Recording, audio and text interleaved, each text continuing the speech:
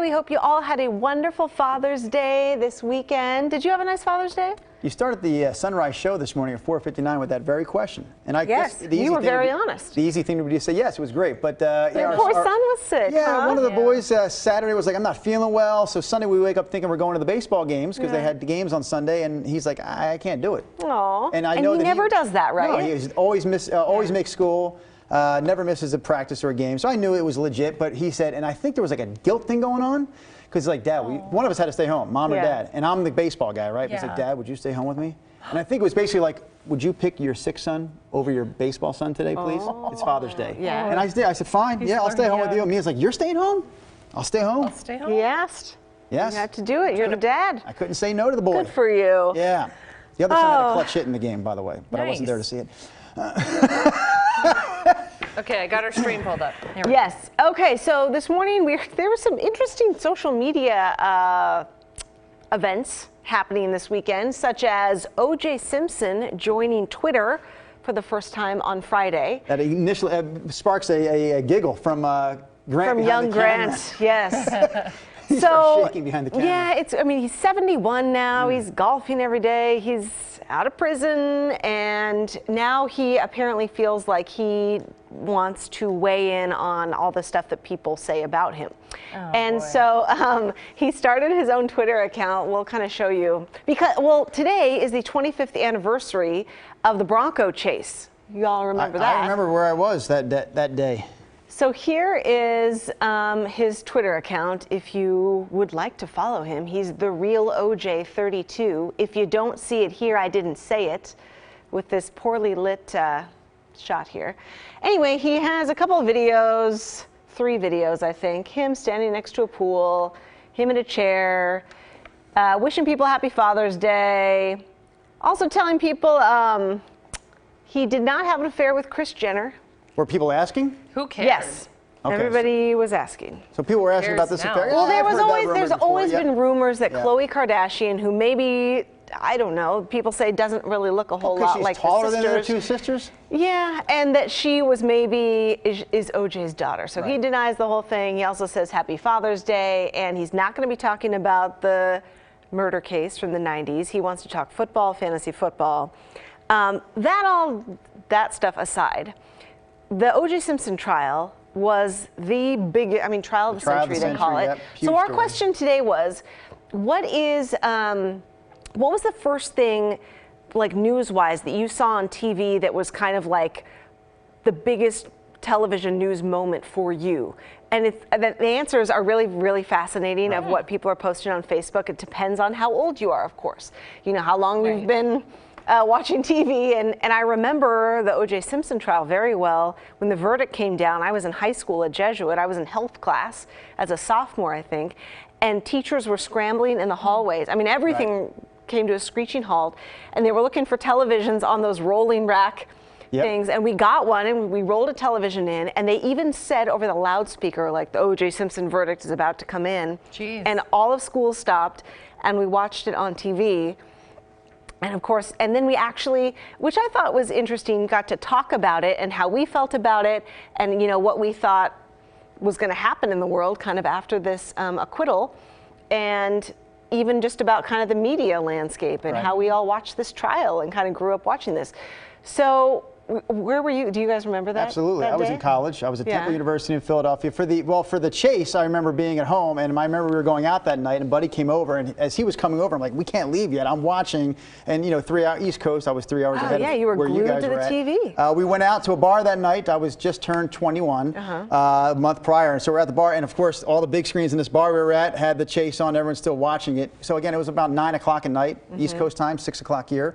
I do recall, the next year and a half later, or whatever it was, being in college in a communications class, and we had the TVs on the stands in the class, and people that weren't even in our class had come into the room to watch the verdict that day. And it was, as you remember, this divided the country really racially. I mean, it kind of sparked up all this new sort of like, we are still not on the same page, black versus white and all this business. And Temple University in Philadelphia, one of the most racially diverse schools you'll ever find. And I always call it the melting pot of universities in Philadelphia. People from all different countries went to school there. Anyways, that room was pretty divided, black students and white students. That verdict came out, the black students stood up and cheered. The white students, most of them sitting there like in stunned silence, and it was like sort of a microcosm of how really the country reacted to that news. Ashley, do you remember when? I don't remember. What year was this? 1994 was the chase, 1995 or 6. Now, I can't remember if it was a year later, a year and a half. I think 96, I think, was the verdict came back. Oh, no, I don't remember. The biggest, I mean, if we're switching gears on topics. Yeah, what sticks out for you? For sure, the biggest thing for me was 9/11. I mean, that I remember being like actively wanting to watch the news because that was my freshman year of high school. And just unfolding it live as it was happening. I mean, before that, I don't think, when I was. Did your parents wake you up that morning? Because it was kind of early in the morning. I was in class. I was in my first period, geometry, I think it was. So I remember that moment. That sticks out, but I didn't remember. I stand corrected. The chase, we're talking about the 25th anniversary of the Bronco chase. That was today. The actual verdict in the OJ case came out about 18 months later, October of 95. 95, okay. The Bronco chase was 25 years ago. Today. That we knew. We just couldn't remember how long thereafter was the actual verdict. That was before social media and all that. Sure. And I remember, but yet somehow, like wildfire, if you will, word spread. And one by one that day, everybody caught wind of it, and everybody somehow got themselves to a television set. And we watched. I mean, think about this. You remember, it was just this white Bronco on the freeway in Southern California. Slow. And we watched it. So many of us, including myself, for hours and hours and Just hours. how famous he was and how, bizarre this was already, they had been killed a couple days prior. He had maybe talked to the police about it and, everyone was following the story. And then, to all of a sudden hear that, okay, he's running now and he's sitting in the backseat of the car and you're getting these updates live from these LA choppers. And that was very new. Helicopter reporting. Right. I mean, that was kind of the first time. Portland was huge into that. One of the pioneers in that as well of, news from the air journalism. So, but Rod, so the question that we were asking today is like, what is kind of the big news event that unfolded on television, like for you, the first big one? So I was born in 1962. So the first big thing I do remember watching the coverage of landing on the moon. I was wondering if you're going to say that. I remember watching that, so that would probably be number one. I do remember the news stories and what a big deal Watergate was, which led to, of course, the initial or the resignation of President Nixon. So my childhood, those are the big stories. As far as remembering, though, exactly where I was to the second and how that unfolded to the second, for me, 9/11 is the biggest thing. Was it on a Saturday morning? No, it was a Tuesday night. No, it was Tuesday morning. I was working nights. That's why I was thinking maybe it was a weekend morning. But I was working nights, so I was asleep. It came down in the morning, and my mother called me, and I answered the phone, and my mom said, "Turn on the television. The United States is at war." So my mom can be kind of dramatic, but that's exactly what she said. And so I'm running to the TV thinking, I'm picturing paratroopers landing in Kansas at this point, having no idea. I'm thinking we're being invaded. Not that it wasn't plenty bad enough what happened. And then tuning it in. So that was amazing. But I also remember, for whatever reason, I'm probably not going to get any of these days of the week right, but I thought it was a Sunday night when I just happened to be watching CNN. For whatever reason, I had CNN on. Yes. It was a Sunday night. Was it Sunday night? Yep, it was. And Wolf Blitzer came on, and it was very clear that they were waiting for something big. To the point that I'm like, wow, I'm going to sit down. Then all of a sudden, all the gossip started on all the channels. Because wasn't it President Obama that came out to announce it and says, we got it? Yeah, and then Mr. Obama, and then you kind of our figure president, it all out, right? Made the announcement that they captured Osama bin Laden. And you know what the first thing that popped in my mind was?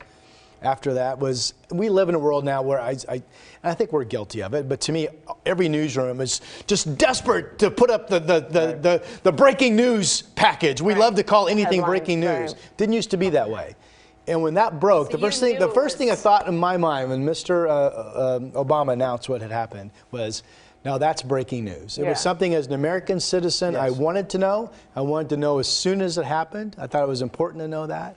And that's a powerful. A lot of our viewers are commenting on the Jfk assassination as the biggest thing. Yeah, which I was alive but too young. Mount St. Helens erupting. I figured a lot of people around here would mention that. I don't remember that. I was only 6 at the time. I wasn't born quite yet. And I didn't live on this side of the country. Yeah, sure. But do you remember the Mount St. Helens being in the Midwest? I don't remember that, honestly, making news. What I do remember was in 1986, I started a 3-year span of being a flight attendant on Trans World Airlines. And it was at some point in 1986, I was working a flight that flew into Seattle. And the pilot, in those days, the pilots would fairly come and get on the PA and kind of play tour guide. And he announced we were flying over Mount St. Helens. And of course, in 86, the blast zone and the fallen forest was still very vivid. And you could see it from the air.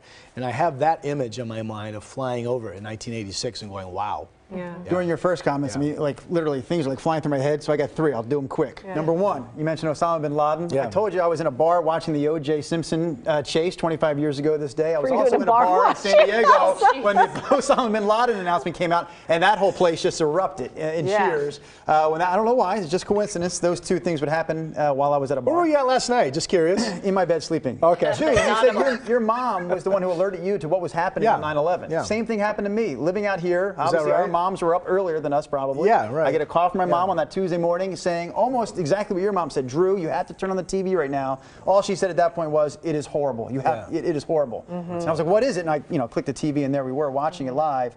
But the thing I remember probably first as far as a big story that I watched on TV, 6th grade, 1986, January. You know where I'm going with this? Challenger? Yes. Yes. A lot of people have said that as well. We sat in the classroom and the teacher rolled in the TV and we sat there as students to watch this and the explosion happened and 12, we kind of knew what was going on, but at first you thought maybe that's supposed to happen. Maybe that explosion is just one of those. There was that second where you weren't sure. Fell off a little early or something. But then the teacher started crying in the classroom. Really? Yeah, oh yeah. Oh, absolutely. did that start freaking you out? As a kid, that would just like, freak me okay, out. whatever Like, we this thought is was bad. more than okay was not It's okay. not okay. Yeah. What's I been something should have more put that on the list. recently? I'm trying to think of like really big stories that will, for this generation, they will remember. In the last 10 years, Michael Jackson's trial is the one I can think of. See, to me, and his nothing death. beats 9/11, and my kids are 11 years old. They don't know about that, but nothing has come close to that since. I guess the Osama bin Laden announcement that he was killed came close to that. Yeah. But the 9/11, I mean, that's the worst day in our country's history. Yeah. We just want to update you. If you guys are just tuning in, I know a lot of people on Instagram, they can't see the graphics on our screen that you guys can see on Facebook, but we're talking about today is the 25th anniversary of the white Bronco chase in the Oj Simpson case. And, whatever you think about Oj Simpson, we're kind of asking you, like, what was the big TV news moment that was the first one that you can kind of remember being glued to your television screen? For me, it was OJ. I wonder where the Bronco is, by the way. And then 9/11, that same Bronco. Seriously, whatever happened to that car? How weird. Chris, do you have any kind of ones that stick out in your mind? I couldn't really top the 9/11 one. I mean, I just stopped you cold in your tracks. You were living in Portland. And I was not. I was living in the Midwest at the time, and I thought, what a beautiful morning it is out there. And I flipped on my TV, and all of a sudden it was like, and my dad actually called me from here and said, Chris, have you seen this? I'm like. And I remember watching when the Your dad second, alerted you. My dad alerted me, yeah. And so, because it was 8 o'clock in the morning Central Time, and I flicked on the TV, and then I actually was watching, I think it was CNN at the time, live when the second went. And this has to be crazy. a mistake, or not a I was mistake. an intern here at KGW when it happened, and I was like, waking up. Listening to the news radio was my alarm, and I heard something going on. Just I an ran awful day. upstairs and turned on the Today Show. And I came to work, and there was like all hands on deck. I did a little story as an intern on everybody going to Elmer's Flag Store over on Northeast Broadway to buy American flags. Maybe a generation, before, or a couple generations before us was December 7th.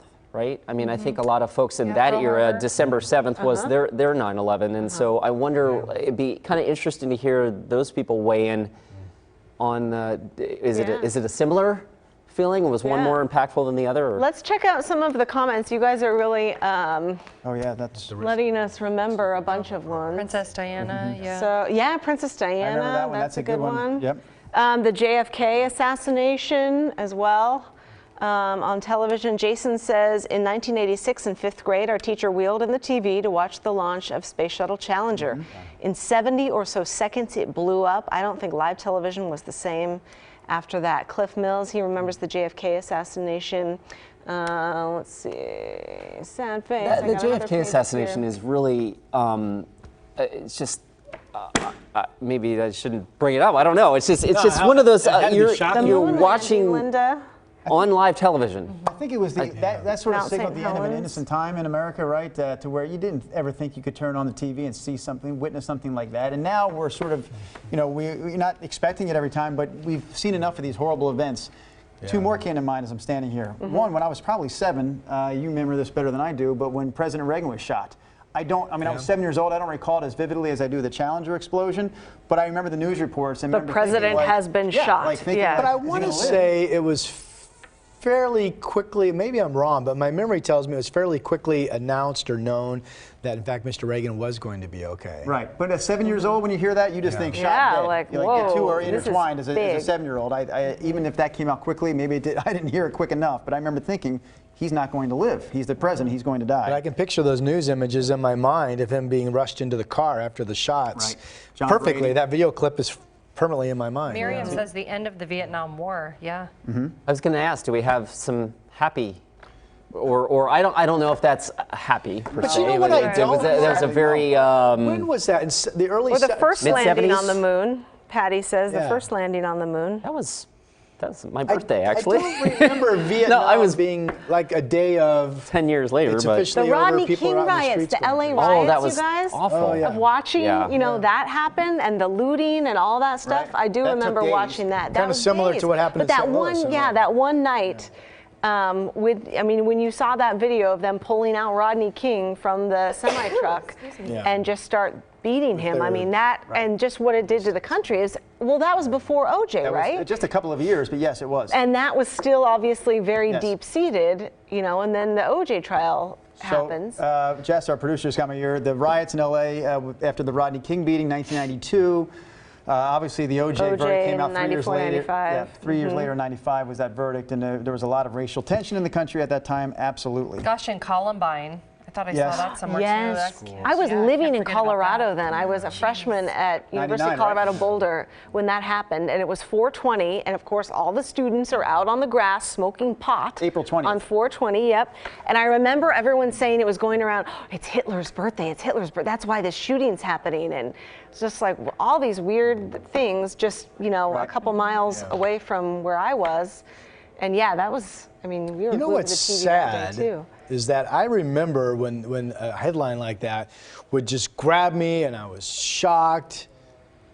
And somewhere along the line for me, it became another news story. My only point is we've just gotten so used to hearing that headline. And if I had to pick a topic that's the saddest overall of the past couple of generations for me personally, it would be somewhere where I became numb to that headline because we've had it school shootings. way too Isn't that often. terrible? Yeah.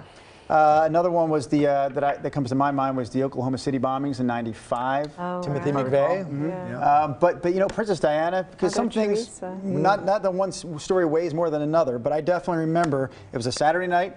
I was with my girlfriend at the time. You're at the bar? Just no, kidding. I was not. I was actually with my girlfriend at the time, and we were watching TV. And then they broke in with the Princess Diana coverage, and we sat there and watched it.